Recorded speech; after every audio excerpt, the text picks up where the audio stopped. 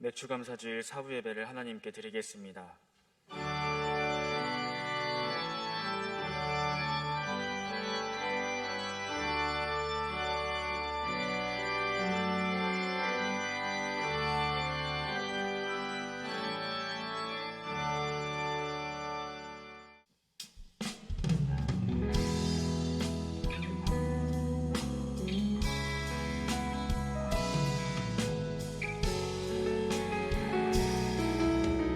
모든 것이 주님의 은혜라며 모든 것이 주님의 은혜라며 내 삶에 당연한 것은 하나 없네. 고르고 골라 내게 주신 것이라며 내 삶에 버릴 것은 전혀. 모든 것이 주님의 은혜라며 모든 것이 주님의 은혜라며 내 삶에 당연한 것은 하나 없네. 고르고 골라 내게 주신 것이라며 내 삶에 버릴 것은 전혀 없네. 메마른 땅에서도 날 만족해 하시며 나로 물이 끊이지 않는 샘 만드실 주님, 나의 피곤한 무릎 일으켜 주시며 지금도 나를 인도하시네. 모든 것이 주님의 은혜라며 내 삶에 당연한 것은 내 삶에 당연한 것은 하나 없네. 고르고 골라 내게 주신 것이라며 내 삶에 버릴 것은 전혀 없네. 메마른 땅에서도 메마른 땅에서도 날 만족해 하시며 나로 물이 끊이지 않는 샘 만드실 주님, 나의 피곤한 무릎 일으켜 주시며 지금도 나를 인도하시네. 메마른 땅에서도 메마른 땅에서도 날 만족해 하시며 나로 물이 끊이지 않는 샘 만드실 주님, 나의 피곤한 무릎 일으켜 주시며 지금도 나를 인도하시네. 모든 것이 주님의 은혜라며 모든 것이 주님의 은혜라며 내 삶에 당연한 것은 하나 없네. 고르고 골라 내게 주신 것이라며 내 삶에 버릴 것은 전혀. 모든 것이 주님의 은혜라며 모든 것이 주님의 은혜라며 내 삶에 당연한 것은 하나 없네. 고르고 골라 내게 주신 것이라며 내 삶에 버릴 것은 전혀. 감사해 내 영혼 내 영혼아 거룩하시니 이전에 없었던 은혜로 나 주님을 감사해 이분 감사해. 내 영혼 내 영혼아 거룩하시니 이전에 없었던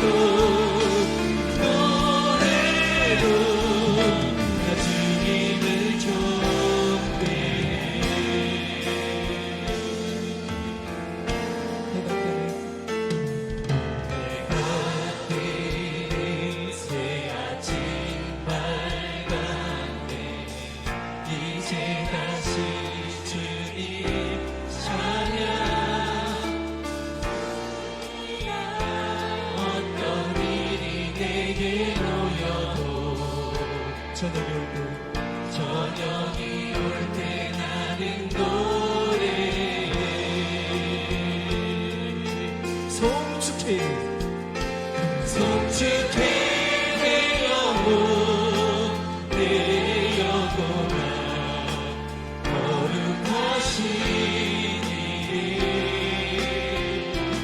이전에 없어도 노래로 나 주님을 경배해.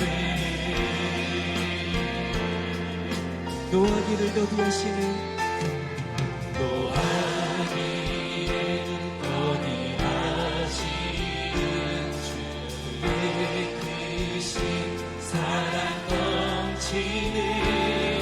주의 선하신 내가 노래하리. 수많은 이유로 나 노래해. 송축해 내 영혼 내 영혼아 거룩하신 이전에 없었던 노래로 나 주님을 경배해. 곧 그날에 나의 진단하고 내 삶의 여정 마칠 때 끝없는 찬양 드리리라. 수많은 세월 지나요. 만 가지 이유로는 주님 찬양해. 만 가지 이유로 나 노래. 만 가지 이유로 우리 주님을 찬양합시다. 만 가지 이유로 나 노래해.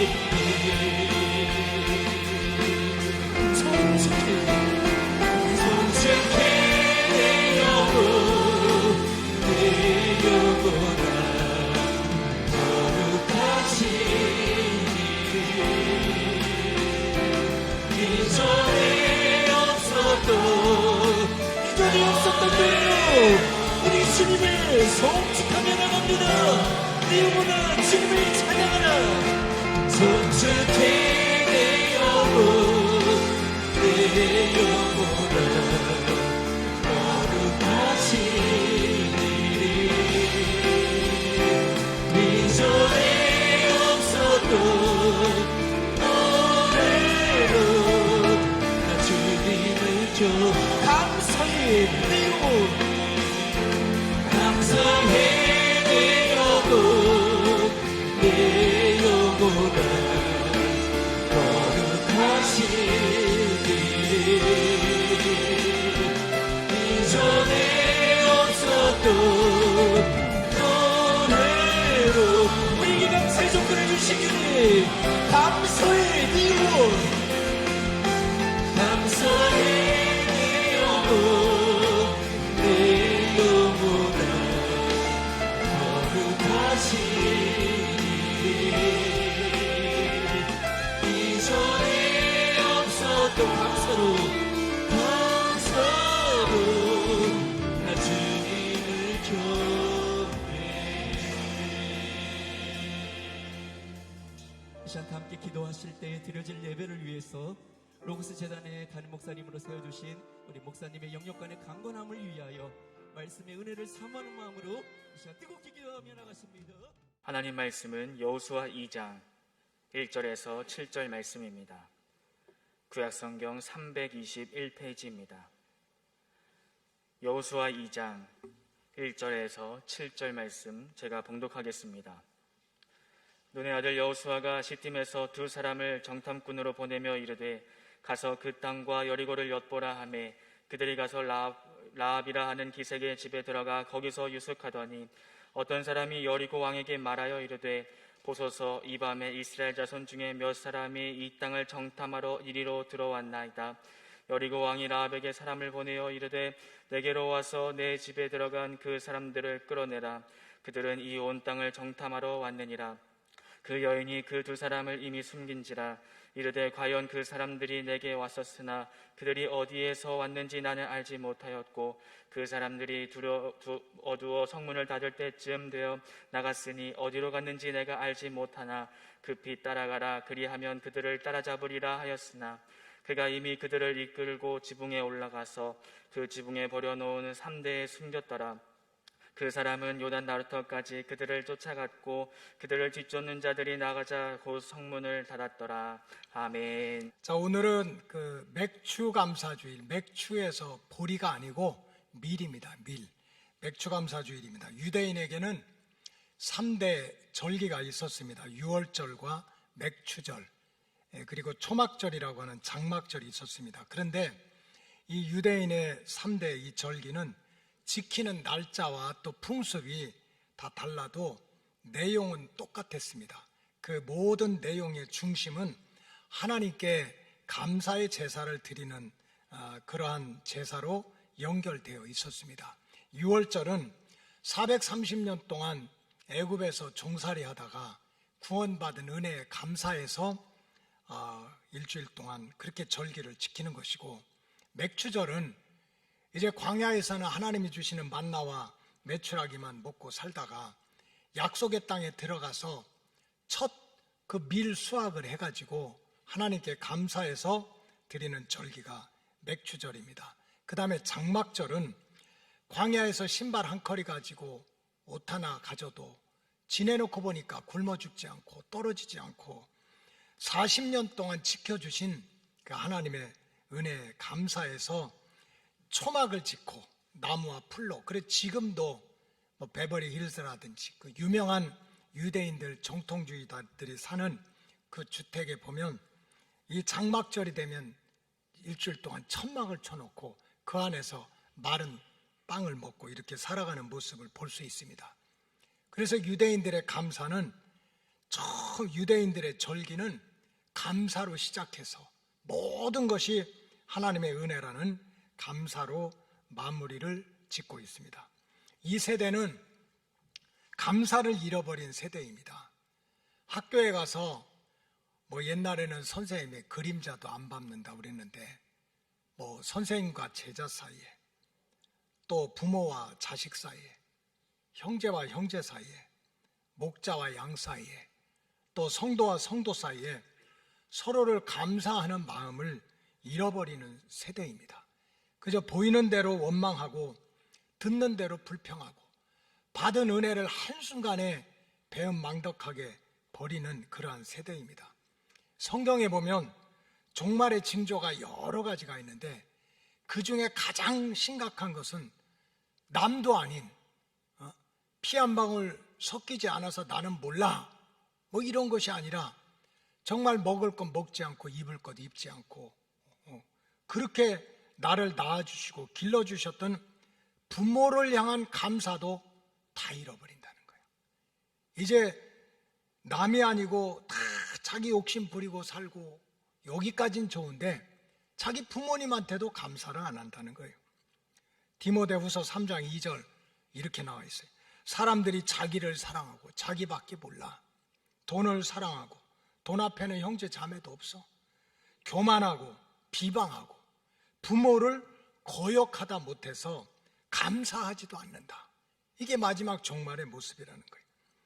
세상이 어떻게 돌아가든지 우리 로고스교회 오이코스 가족들은 어떤 환경 속에서도 하나님을 향한 감사, 나를 낳아주시고 길러주신 부모님을 향한 감사가 회복되기를 주님의 이름으로 축복합니다. 왜 우리가 감사가 회복돼야 됩니까? 성경에 보니까 우리가 감사를 잃어버리면 남이 아니라 자기가 자기 인생을 찢는다는 거예요. 시편 50편 22절에 보면 다 같이 한번 읽겠습니다. 시작. 하나님을 잊어버린 너희여 이제 이를 생각하라. 그렇지 않으면 내가 너희를 찢으리니 건질 자가 없다. 누가 너희를 망하게 하고 네 가정을 불행하게 하고 네 행복을 찢어가는 거 남에게 있지 않다는 거야. 하나님을 향한 은혜, 그 하나님을 향한 감사를 잃어버리면 내 스스로가 마음이 찢어지고 행복이 찢어지고 인생이 찢어지는 재앙이 다가온다는 거예요. 그러나 감사가 회복되면 어떤 역사가 나타나는가? 시편 50편 23절 다 같이 읽겠어요. 시작. 감사로 제사를 드리는 자가 나를 영화롭게 하나니 그 행위를 옳게 하는 자에게 내가 하나님의 구원을 보이리라. 그저 배고프고 힘들고 속상하고 짜증내고 손해보는 것 같아도 모든 게 하나님의 은혜야, 지금까지 살아온 것 하나님의 도우심이야 하고 감사하면 하나님의 구원 역사와 축복의 역사를 귀로만 듣는 게 아니라 눈으로, 몸으로 체험할 수 있는 은혜를 주신다는 것입니다. 그래서 우리가 생각만 바꾸면, 관점만 바꾸면 얼마든지 감사할 제목을 찾아낼 수 있다는 거예요. 사실 우리가 정말 잘못 들어서 그렇지, 잘못 봐서 그렇지, 마귀한테 속아서 그렇지, 감사할 조건이 얼마나 많아요. 우리 로고스 가족들은 때마다 시마다 감사의 조건을 찾아서 하나님께 일 삼아서 감사하시기를 주의 이름으로 축복합니다. 그러면 하나님이 구원 역사와 축복의 역사를 눈으로 보여주시겠다는 거예요. 눈으로. 자, 오늘은 여호수아서 강의 두 번째 말씀으로 한번 따라하세요. 선택과 응답. 선택과 응답이라고 하는 제목으로 함께 은혜를 나누도록 하겠습니다. 이 오늘 본문의 주인공은 지금부터 정확하게 3430년 전에 여리고 성에 살았던 불쌍한 이방 여인 라합에 관한 이야기입니다. 이 기생 라합은 여호수아가 보낸 두 명의 정탐꾼을 만나면서 운명이 바뀌었어요. 완전히 팔자가 바뀐 거야. 다 여리고 성이 멸망하는 그 도성에서 자기만 살 뿐만 아니라 자기 가족들도 살려냈어요.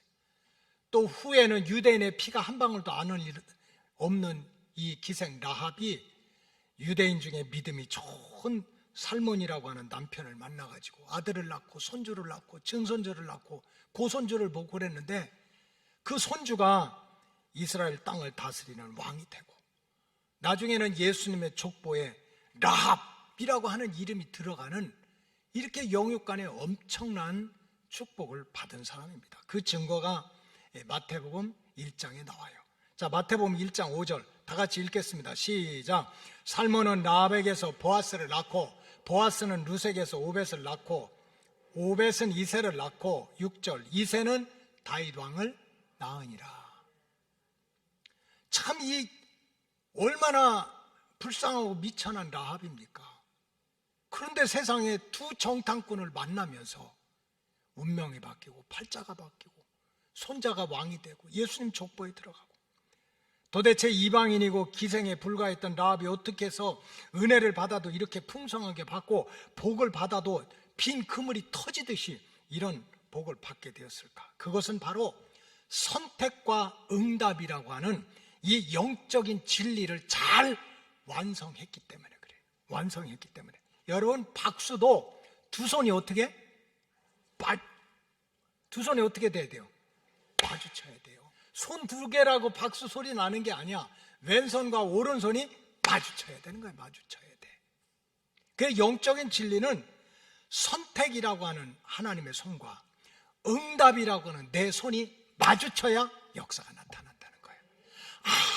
아무리 왼손이 와, 왼손이 하나님이 나를 선택하는 손이 와, 그래도 응답이라고 하는 손으로 마주치지 않으면 하나님의 구원 역사가 이루어질 수 없는 거예요. 이 기생 라합은 선택과 응답이라고 하는 이 박수를 잘 마주쳤기 때문에 이렇게 엄청난 인생과 운명이 변화되는 축복의 주인공이 됐어요. 여러분, 기생은 한마디로 말하면, 이 라합은 한마디로 말하면 세상 사람들이 다 뭐라고 하든지 간에 성경에서 보면 하나님이 선택한 여인이야. 하나님이 선택한 여인. 라합 자신은 유대인의 역사를 위해서 애굽에서 나오고 이스라엘 백성들 광야에서 고생할 때 수고한 거 하나도 없어요. 알지도 못했어. 유대인과는 관계도 없고 배경도 없어.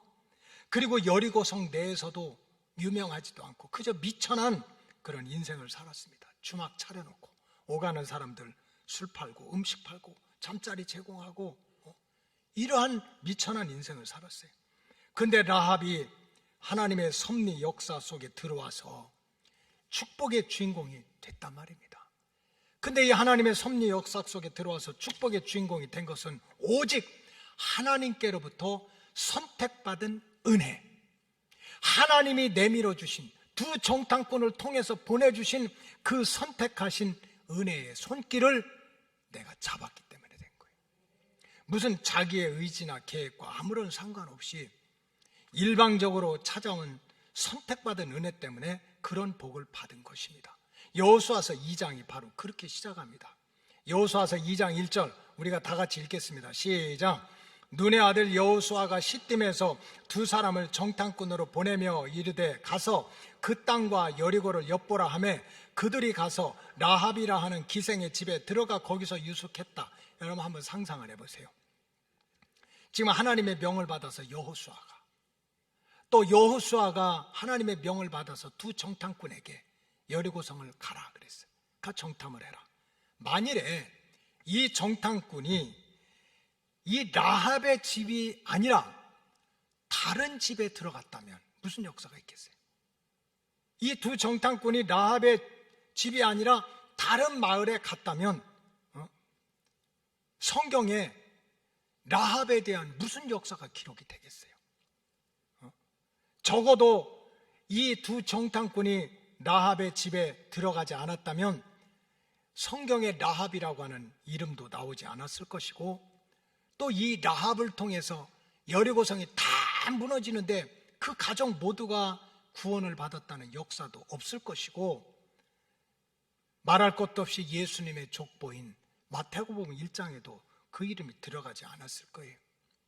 기생이었지만 라합이라고 하는 이 여인이 인생의 대역전의 주인공이 된 것은 100번 1000번을 말씀드려도 먼저 두 정탐꾼을 통해서 선택받은 은혜, 선택받은 은혜 때문에 하늘의 복을 받게 된 줄로 믿습니다. 그래서 예수님께서 3년 동안 육신으로 이 땅을 사실 때 제자들한테 계속 가르쳤던 말씀이 바로 그 말씀이에요.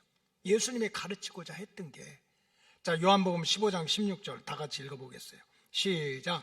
너희가 나를 택한 것이 아니요 내가 너희를 택하여 세웠나니 이는 너희로 가서 열매를 맺게 하고 또 너희로 열매를 항상 있게 하여 내 이름으로 아버지께 무엇을 구하든지 다 받게 하려 함이라.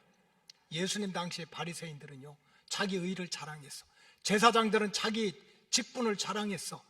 서기관들은 자기들의 글발을 자랑했어. 그래서 자기의 의로, 자기의 공로로 구원받고 축복받을 수 있다고 생각을 했어요. 근데 예수님은 그게 아니라는 거예요.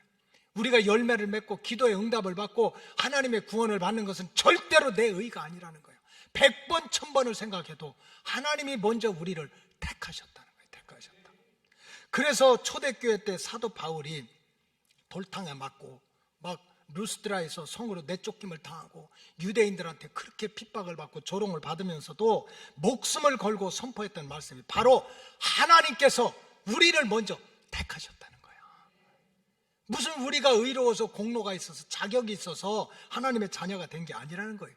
우리는 태어날 때부터 죄인이었고 우리가 살아가는 동안 알고 지은 죄, 모르고 지은 죄를 차곡차곡 살아가는 죄의 구덩이에 빠져있는 인생들이었는데 하나님께서 주권적으로 나를 불러가지고 택해가지고 죄사함 받게 하시고 마귀의 자녀가 하나님의 자녀로 지옥 갈 인생이 천국 갈 인생으로 불러주신 하나님의 은혜 때문에 우리가 이렇게 하나님의 품 안에 들어오게 되었다는 거예요. 그래서 사도 바울은 모든 로마서에서 갈라디아서 데살로니가전서 에베소에서 선택받은 그 은혜를 잃어버리지 말라는 거예요. 따라서 우리 로고스 가족들은 바리새인들처럼 내가 의로워서 공로가 많아서 구원받고 또 천국 백성이 된 것이라는 영적인 착각과 교만에 빠지지 말고 오직 하나님의 택하심으로, 기생 라합이 무슨 한 일이 있겠어요? 두 정탐꾼이 찾아갔다는, 선택했다는 그 은혜로 죄사함 받고 운명이 바뀌고 천국 백성으로 거듭나게 되었다는 이 진리를 붙들고 믿음의 길을 걸으시기를 주님의 이름으로 축복합니다. 그렇다면 선택받은 모든 사람이 구원받았을까? 선택받은 모든 사람들이 천국에 갔을까? 성경은 그렇게 대답하지 않아요. 비록 선택받은 사람이라도 바르게 응답하지 못하면 하나님의 선택이 아무런 소용이 없다는 거예요. 성경에 보면 선택받았다가도 버림받은 사람들이 너무 많은 거예요. 생명책에 그 이름이 올라갔다 지워진 사람, 귀하게 쓰임받았다가 천하게 버림받는 사람도 많이 있었어요. 라합이 마지막 여리고성이 무너질 때 자기뿐만 아니라 온 가족이 구원을 받고, 또 그냥 믿음의 아들 살몬을 만나서 그 자손 중에 왕이 나오고 다윗의 조상 할머니가 되고 예수님의 족보에 이름이 나온 그 이유는 무엇보다도 다른 게 아니야. 선택받은 그 하나님의 은혜에 올바로 응답을 했기 때문에 그런 거예요. 두 정탐꾼이 가서 내가 너를 택했다, 내가 너와 할 말이 있다 하는 그 선택받음에 올바르게 응답을 한 거예요. 성경에 보면 선택은 받았지만 올바로 응답하지 못해서 버림받거나 무너지거나 또 유기심판을 받았던 사람들의 얘기가 많이 나와요. 여러분, 노아는 세 아들이 있어서 셈과 함과 야벳이야. 그저 세상에 죄악이 가득해가지고 하나님이 분노하셔서 이 세상을 홍수로 심판하겠다 해가지고 그 노아한테 120년 동안 방주를 짓게 하고 40일 동안 장대비를 내려가지고 아라스산 꼭대기까지 땅에 있는 짐승은 다 죽게 만들었어. 근데 노아와 그의 부인과 세 아들과 며느리들, 정한 짐승뿐만 아니라 부정한 짐승까지도 살은 존재들이 있었어요. 누굽니까? 선택받은 자들이야. 하나님한테 선택받아서 방주 안에 들어갔던 노아의 세 아들, 짐승까지도 다 선택을 받아서 홍수 심판을 피했어요. 근데 그게 전부가 아니야. 성경에 보니까 홍수 심판이 끝난 뒤에 아라스산 꼭대기에 있던 물이 다 빠져나가고 새싹이 돋고 비둘기가 날아다니고 꽃이 피고 포도나무 열매가 맺고 이럴 때 세상에 노아가 어느 날 술을 먹고, 왜 술을 먹어? 취해가지고 아마 옷가지가 벗어져서 길바닥에 눕게 됐어요. 이런 모습을 보고 둘째 아들 함이 아버지를 조롱하게 되는 거예요. 그 둘째 아들 함이 아버지의 그 부끄러운 모습을 보고 동네에 가서 형들한테 아버지의 부끄러운 모습을 비웃고 조롱하는 내용이 창세기 6장, 7장 이후에 나옵니다. 잘했다고 함이 칭찬을 받았습니까? 절대로 그렇지 않아요. 창세기 9장 25절에 보니까 가나안은, 이게 함이야, 함. 가나안은 저주를 받아서 그의 형제 종들의 종이 되라 하는 심판을 받은 거예요. 잘한 것 같아. 아버지가 그러면 안 되지. 어디 술 먹고 길바닥에 누워있어. 그래서 그거를 고발하고 비난하고 조롱했지만 결국은 함이 그 죄를 다 뒤집어 쓰고 형제들의 종들의 종이 된다. 그래서 지금은 그런 글을 쓰는 사람이 없어요. 예전에 나온 글들을 보면 흑인들이 죄송한데 왜 그렇게 고통을 받냐, 왜 그렇게 고생을 하냐, 왜 이렇게 어려운 일을 당하냐, 함의 후손이라 그렇다는 거예요. 함의 후손이라. 결국은 선택받았다고 그래서 다 구원받는 게 아니야. 선택받아도 올바로 응답하지 못하면 하나님 손길이 떠난다는 거예요. 여러분, 이스라엘이 왕국이 세워질 때 사울왕은 이스라엘의 초대 왕으로 택함을 받았어요. 얼마나 큰 이유입니까? 무슨 고등고시를 보고 좋은 학교 나와서 그랬습니까? 일방적으로 선지자를 통해서 기름 부어서 하나님이 선택하신 거야. 근데 왕이 된 다음에 이 선택하신 은혜에 사울왕은 올바로 응답하지 못하는 거예요. 선택하신 은혜를 잃어버리고 자기 중심대로 살았어요. 자기 혼대로 살았어. 우리 인간은 육체가 있고 하나님이 주신 영이 있어.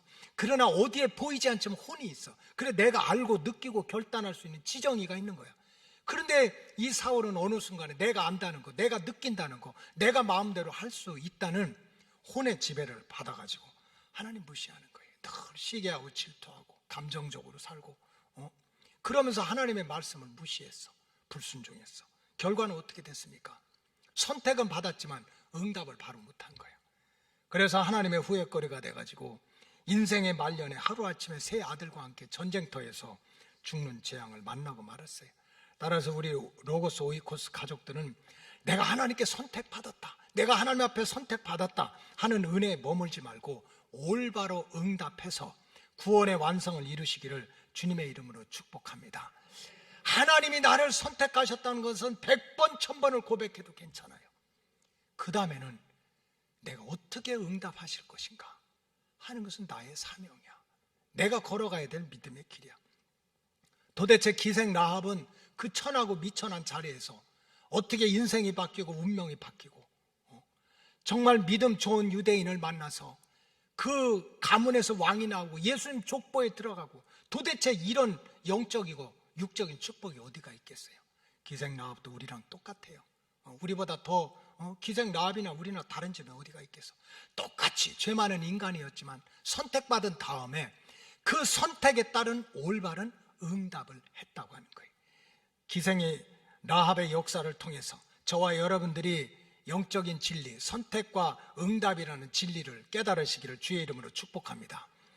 이 라합은 선택받은 후에 어떻게 응답해서 구원의 완성을 이뤘습니까? 라합은 선택받았을 때, 두 정탐꾼에게 선택받았을 때, 나도 하나님의 구원 역사를 온전히 믿습니다 라고 믿음으로 응답을 했어요. 당신들이 하나님을 믿듯이 나도 하나님에 대해서 들었는데 그 하나님의 구원 역사를 나도 믿습니다 하는 믿음으로 응답했기 때문에 구원의 완성을 이뤘어요. 기생 라합이 어떻게 해서 두 정탐꾼을 목숨을 걸고 지켜줬을까요? 그 정탐꾼이 무슨 계급장을 붙이고 화려하게 입고, 아니 정탐꾼이 계급장 붙이고 세상적으로 화려하게 오면 죽지. 이 두 정탐꾼은 육신적으로 보면 정말 남들 볼 때 보여지지 않는 길로 거지 같은 모습으로 그렇게 찾아들었을 거예요. 근데 이 라합은 두 정탐꾼의 외모를 본 게 아니야. 그 정탐꾼들이 믿는 하나님의 구원 역사를 믿었던 거예요.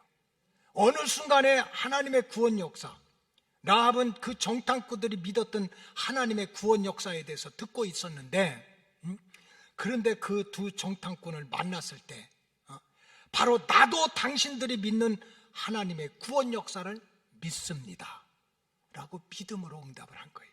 그 내용이 여호수아 2장 10절에 나옵니다. 다 같이 한번 읽겠어요. 시작. 이는 너희가 애굽에서 나올 때 여호와께서 너희 앞에서 홍해 물을 마르게 하신 일과 너희가 요단 저쪽에 있는 아모리 사람의 두 왕 시온과 옥에게 행한 일, 곧 그들을 전멸시킨 일을 우리가 들었음이니이다. 이게 지금 무슨 얘기인 줄 압니까? 두 정탐꾼이 라합의 집에 들어갔어요. 그래서 소문이 나가지고 막 정탐꾼을 잡는다고 하니까 라합이 정탐꾼을 자기네 지붕 꼭대기로 올라가서 삼으로 된 대나무 같은 걸로 이렇게 숨겨놓고 나서 얘기를 하는 거예요. 내가 들었다. 당신들의 애굽에서 나올 때 하나님께서 홍해를 육지같이 갈라서 애굽 군대를 수장시키고 광야에서 40일 동안 먹여주고 입혀주고 요단강을 건널 때 아모리 사람들 막 히위 족속들 블레셋 족속들이 가로막을 때 하나님이 다 그들을 전멸시키고 구원해 줬다는 소식을 들었는데 그 하나님을 나도 믿는다. 하나님의 구원 역사를 나도 그대로 믿는다고 마음으로 입술로 고백을 한 거예요. 선택을 받은 다음에 나도 하나님의 구원 역사를 온전히 믿습니다 하고 응답을 한 거예요. 여러분, 오늘날 많은 사람들이 교회 다니잖아요. 예배도 드리고 기도도 하고 성도 간의 교제도 하고, 그러면서도 내 나름대로는 열심히 성경책 들고 다니고 신앙생활 한다는데도 이 라합처럼 온 세상이 무너져도 자기 가정이 구원을 받고 참 세상 사람들이 다 미천하다 보잘것없다 한 그러한 여인이었는데도 나중에 그 손주 중에 왕이 나오고 세상에 어떻게 이런 미천한 여인이 예수님의 족보까지 올라가는 그러한 역사를 우리는 왜 체험하지 못합니까? 똑같이 하나님의 아들, 딸인데 그건 우리 실력이나 배경의 문제가 아니에요. 우리가 착하냐 착하지 않느냐의 문제가 아닙니다.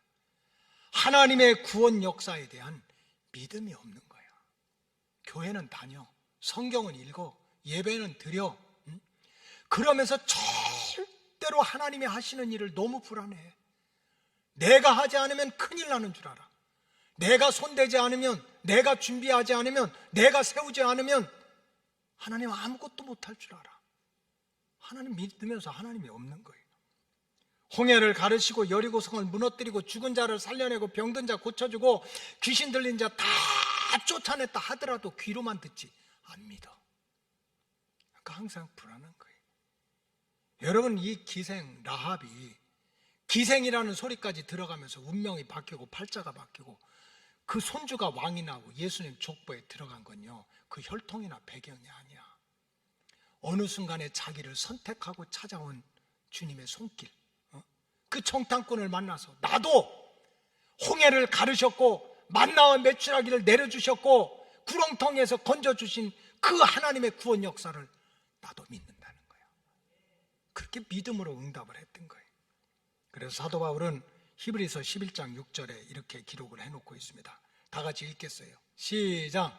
믿음이 없이나 하나님을 기쁘시게 못하나니 하나님께 나아가는 자는 반드시 그가 계신 것과 또한 그가 자기를 찾는 자들에게 상 주시는 이심을 토론하라는 거예요? 일기 쓰라는 거예요? 논쟁하라는 거예요? 따라하세요. 믿어야 한다. 믿음이 없으면 역사가 없는 거예요. 저와 여러분들은 다 선택받았어요. 우리가 훌륭해서 조상 잘 만나서 공로가 많아서 11조 만에 해가지고 내가 수십 년 교회를 위해서 헌신해서 착각해요. 하나님 선택해서 그래요. 그럼 나를 선택하신 하나님에 대한 믿음을 고백해야지. 나는 못하지만 하나님은 다 하시고, 나는 알 수 없지만 하나님은 다 하시고, 하나님에 대한 절대적인 믿음이 살아날 때 하나님의 구원 역사가 완성되게 될 줄로 믿습니다. 둘째로 라합은 자신이 믿는 하나님의 구원 계획에, 이제 내가 하나님을 믿는다고 그랬잖아요. 하나님은 섭리의 하나님이시야. 알파와 오메가야. 처음과 나중에 자기 백성들을 이렇게 구원하고 이렇게 축복하는 계획을 다 가지고 계셔. 우리가 몰라서 그렇지. 우리가 기도를 많이 해야 되는 이유는 그 하나님의 뜻을 알기 위해서 그런 거예요.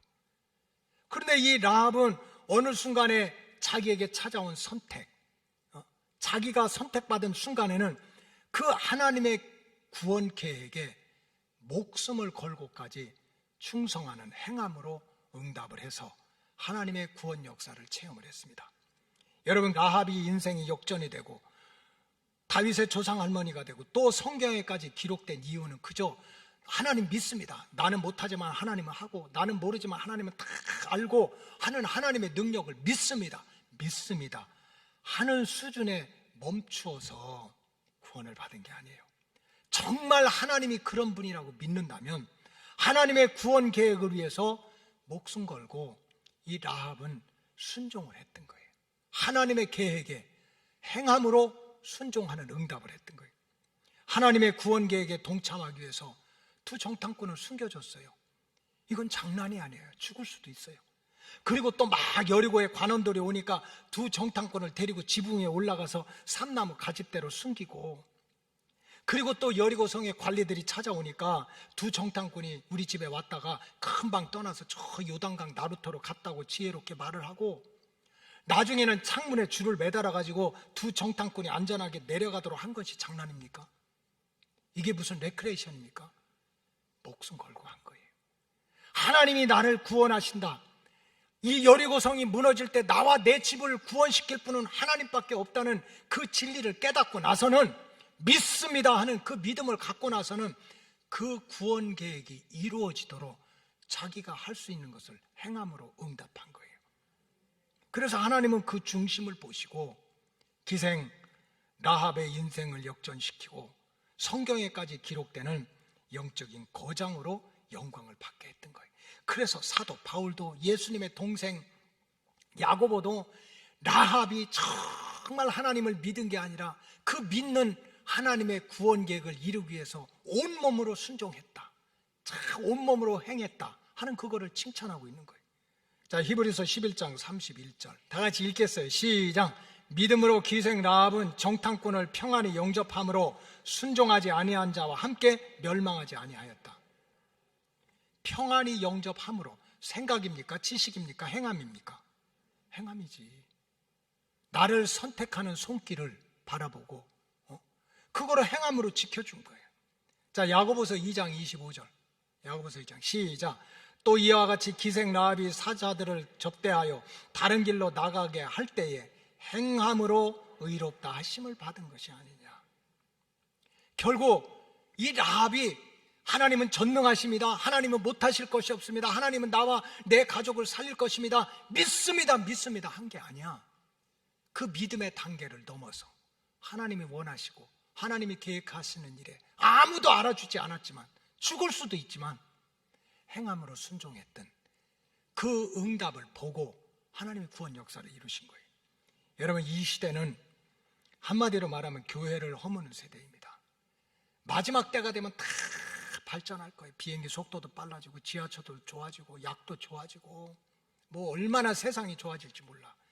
그러나 한 가지 특징이 있어요. 성경에 보면 마지막 때가 되면은 이단의 세력들이, 적그리스도의 세력들이, 또 이런저런 인간의 사상들이, 생각들이, 또 천재지변들이 하나님의 교회만 허물고자 하는 거예요.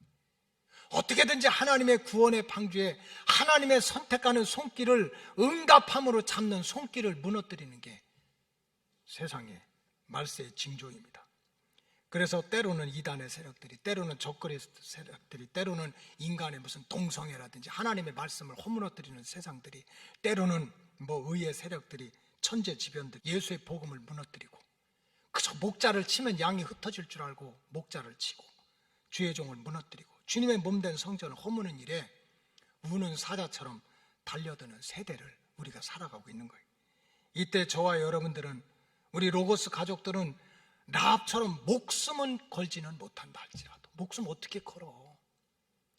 그러나 내가 하나님한테 선택받은 그 은혜를 놓치지 않기 위해서, 하나님의 손길이 내 앞에 왔는데 내가 때로는 좀 손해보는 일이 있어도, 억울한 일을 당해도, 미천한 일을 당해도 하나님이 내민 손길에 내가 참 알아주지는 못해도 적은 일이라도 최선을 다해서 순종하고 충성하겠습니다 하는 행함으로 응답해서 구원의 완성을 이루시기를 주님의 이름으로 축복합니다. 마지막으로 라합은 온 가족을 붉은 줄 아래 모이게 하라, 온 가족을 붉은 줄 아래 모이게 하라 하는 말씀에 순종하는 모습으로 응답을 했습니다. 두 정탐꾼이 돌아가면서 이렇게 얘기했어요. I'll be back. 나 돌아올 거야. 나 이렇게 갔다고 떠난 게 아니야. 돌아올 거야. 그러면서 한 가지 명령을 내립니다. 내가 올 때 칼을 준비하고 창을 준비하고 사다리를 준비하고 음식을 준비해서 우리를 맞이하라, 그런 소리 하지 않았어요. 내가 다시 올 건데 붉은 줄을 만들어 가지고 내 창틀에서 이 성문 밑으로 붉은 줄이 내려가고 그 붉은 줄 아래 너의 모든 가족이 다 모여 있어라. 그럼 내가 와서 살리리라, 그런 거예요. 그 내용이 여호수아서 2장 18절에 나옵니다. 다 같이 한번 읽겠어요. 시작. 우리가 이 땅에 들어올 때 우리를 달아내린 창문에 이 붉은 줄을 메고 내 부모와 형제와 내 아버지의 가족을 다 내 집에 모으라. 네가 무슨 사다리 만들고 빵 만들고 떡 만들고 단적 준비해 놓으라, 그거 아니야. 우리를 이렇게 타고 내려갔던 그 줄, 거기에 어린 양의 피가 묻은 붉은 줄을 바로 위에서부터 아래로 내리라는 거예요. 여러분, 미국의 척 스미스 목사님이라고 하는 분이 그런 얘기를 했어요.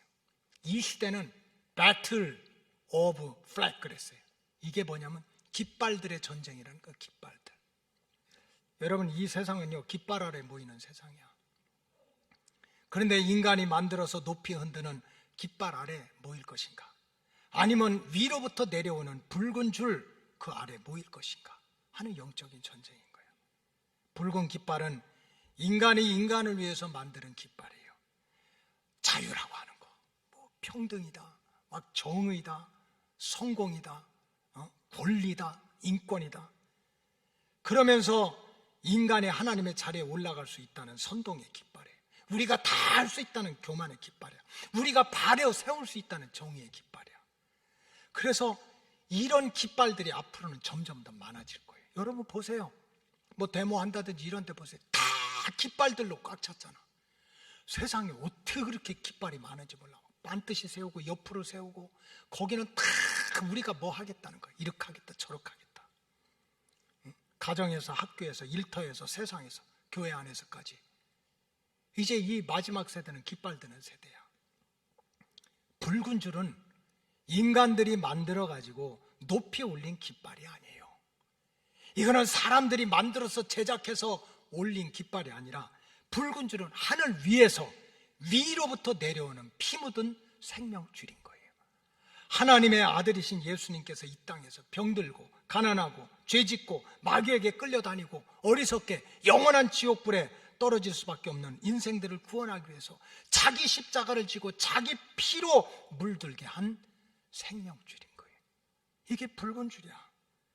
하나님은 바로 예수의 피로 적셔진 이 붉은 줄에 죄사함이 있고 또 자녀가 되는 권세가 있고 진정한 행복이 있고 진정한 건강이 있고 치유가 있으니 너만 예수 믿고 구원받지 말고 너와 온 집안이 세상 깃발 붙들지 말고 예수의 피 묻은 붉은 줄 아래 모이라는 거예요.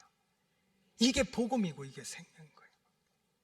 기생 라합은 바로 세상적으로 미천하고 유대인을 위해서 공로가 하나도 없지만 위로부터 내려오는 이 피 묻은 붉은 줄의 진리를 깨닫고 붉은 줄 밑에 온 가족을 모으게 해가지고 마지막 내가 다시 오리라고 약속했던 그 정탐꾼들이 돌아올 때 여리고성이 다 무너져서 사람도 죽고 짐승도 죽고 돌 위에 돌 하나도 남지 않고 무너지는 그때에 그 붉은 줄 아래서 그 가족과 모든 그 식솔들이 붉은 줄의 은혜로 십자가의 은혜로 예수님의 보혈로 구원받게 된 줄로 믿습니다.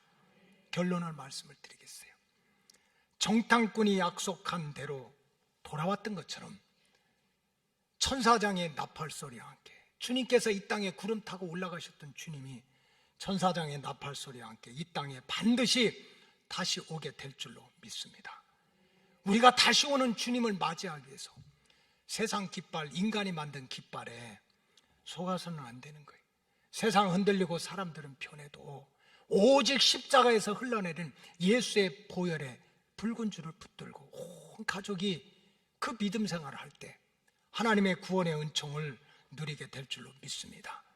세상은 변하고 사람들 흔들리고 풍랑이 일어나도 절대로 여러분 미혹당하지 말고 위로부터 내려온 십자가의 은혜, 피 묻은 그 십자가의 보혈 아래 여러분 온 가족이 모여서 이 라합처럼 그 선택받은 은혜를 하나님의 구원 역사를 나도 믿습니다 하는 믿음으로 구원 역사에 나도 동참하겠습니다 하는 행함으로 또 오직 붉은 줄 아래 모이라는 말씀에 순종해서 오직 십자가의 은혜 속에 살겠습니다 하는 믿음으로 우리 로고스 가족들 한 심령도 흩어짐이 없이 구원의 완성을 이루시기를 주님의 이름으로 축복합니다. 기도하겠습니다. 하나님 감사합니다. 선택과 은혜라고 하는 말씀을 배웠습니다. 깨닫게 하여 주시옵소서. 정말 미천하고 보잘것없는 라합이었지만 하나님이 내미신 그 선택의 손길을 하나님 믿습니다. 또 하나님의 구원 계획에 동참하겠습니다. 주님 말씀대로 순종하겠습니다. 오직 십자가에 붉은 줄만 붙들고 살겠습니다. 고백했던 라합을 구원하시고 가문을 일으키시고 자손을 축복하시고 생명책에 기록된 은혜를 빼앗기지 말게 하여 주시옵소서. 축복하오며 예수님의 이름으로 기도하옵나이다. 아멘.